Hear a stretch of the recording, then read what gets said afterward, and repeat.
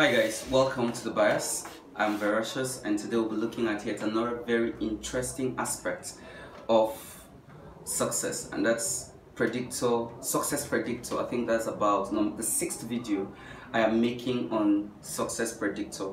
Well, in the previous video we talked about being an avid reader as a predictor of success. We talked about being in an open network. We talked about being childhood adversity. We talked about IQ. And then we also talked about delayed gratification. Today we'll be looking at another very important aspect. But before I continue, let me make this direct instruction as following the previous video I put up online. Well, we concluded in that video that, well, whether you become an engineer, you become a medical doctor, you become a transporter, you become a fisherman, you become a trader, the most important thing that predicts success is your intelligence quotient and conscientiousness. That is to say, you necessarily don't need to become an engineer, a medical doctor, a barrister, or an accountant to become successful. You can become a transporter, you can become a farmer to be successful. All you need is to pick a job or to pick a career that is compatible with a career that is compatible with your IQ, so that you become the top in your chosen career, and that is very important. Now today we are looking at success predictor. Well, according to psychologists, there are certain traits that predict success, and these traits are grouped into 5, what is called the big 5, or the 5-factor model, or the ocean model.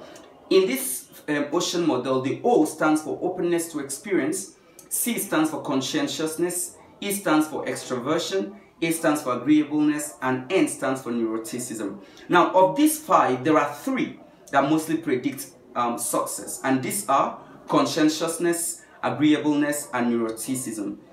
But before I continue, let me say this. To some, these traits come to them naturally, and so they are able to navigate the work environment, grow, earn more money, and become successful. Whereas to others, they may not necessarily have the right mixture of this personality trait. However, it doesn't necessarily exclude you from becoming successful, provided you have other things that can make you successful.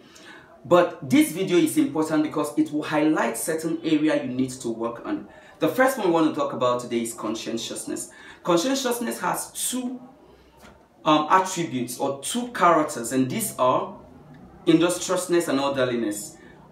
Of the 2, industriousness predicts success more because industrious people are very hardworking. Industrious people are able to break challenges and break even. Industrious people see challenges as a reason why they must fight forward. Well, we also have orderliness. Truth is, the male are more industrious than the female. Well, I think this could also be another personality trait that differentiates male from the female. However, if you are orderly, you are prone to be more organized, you are prone to keep to routine. The truth is, people who are very conscientious sometimes are taken as people who are intelligent because they work hard and ensure they become the best in whatsoever they choose to do. So conscientiousness is one of the single biggest traits that predicts success. Agreeableness. Agreeableness has 2 attributes, and these are emotion and passion. If you are agreeable, if you are emotional, you tend to take decisions that are friendly to people. You tend to take decisions that are people-centered and not centered on you and your organization. And so you discover that agreeableness predicts success negatively, whereas disagreeableness predicts success positively. And that is because disagreeable people think around themselves. Every of their decision is focused on themselves and the organization. And so they tend to grow faster than agreeable people. Why so? A disagreeable person, when he's on the negotiation table, he negotiates in such a way that it favors him. He negotiates in such a way that it favors the organization, and so it's rising in that strata of organization. Well, I have to say this, the business and the corporate world is terribly filled with disagreeable people, and it's terribly filled with people who are self-centered, whose decision is only to favor them. And so, if you must become successful, then you must be also disagreeable to also face this business world and become great. However, being extremely disagreeable is not really... Okay, being extremely disagreeable is not good at all, and that's because You see, you have to be agreeable to an extent so that you can maintain your social network, because you will need people while climbing. Remember, openness to network is another predictor to success. Another one we want to talk about is neuroticism. Well, people who are neurotic easily get withdrawn and they become easily volatile. Now, if a neurotic person faces a challenge, because he always wants to keep his stress level low, it's withdrawn and he feels like giving up. He's stopped, he's frozen. So he doesn't know how to push ahead until he breaks even. Also, if a neurotic person is faced with certain situations, well, situations that necessarily doesn't need to get him irritated. A neurotic person becomes irritated.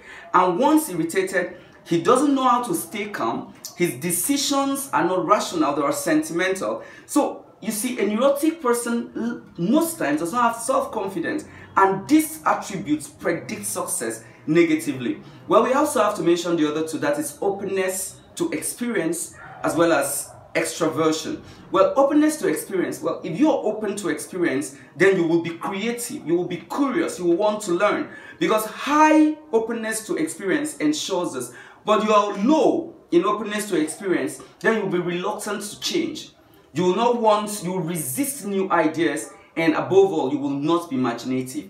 And in this 21st century, if you must be a good leader, fluid intelligence is required. And fluid intelligence is the ability to think around situation and understand how to adapt to new ideas. Another one is extraversion. Well, extraversion doesn't necessarily predict success. However, it allows you to be sociable and have the ability to dominate. Well, in terms of leadership, extraversion predicts leadership skills more, because if you are an extroverted person, then you are likely to be assertive and highly enthusiastic. An assertive person is someone that easily puts forward his idea, and enthusiastic is someone that easily sees positive things in where there are possibly negative emotions. So extraversion predicts leadership skill. Now, this 5, to some people it's natural. To certain other people, they may not have it. But this video, it's simply trying to make you go through and understand where you need to have some changes. I'm going to attach a link on this video that will help you to check yourself in terms of your personality traits and know where to make adjustment to. Also, I also put up a link for Intelligent IQ test so that you possibly know how to check your IQ. Thanks for listening. Well, if you gain anything, do not forget to share. Once again, I am Verocious. Bye.